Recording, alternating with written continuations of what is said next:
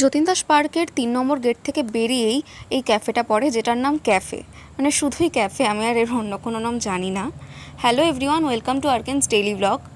আমি বেশ কিছুদিন আগে এই ক্যাফেটাতে গিয়েছিলাম। আমরা যেখানে বসেছিলাম তার ঠিক পাশেই রাস্তা ছিল, যার জন্য বসতে খুবই ভালো লাগছিল। এখানে মোটামুটি অনেক রকম বসার অ্যারেঞ্জমেন্ট রয়েছে। খাওয়া দাওয়া, আড্ডা মারা, অনেকক্ষণ ধরে গল্প করার জন্য জায়গাটা সত্যিই খুব ভালো, কারণ আমার গিয়ে খুবই ভালো লেগেছে।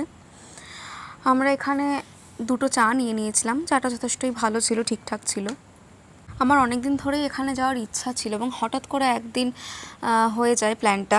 বিশেষ করে এই ঠিক রাস্তার ধারে বসে এতক্ষণ ধরে গল্প করে সময় কাটিয়ে আমার খুব স্যাটিসফাইড লেগেছিল নিজেকে সেদিন।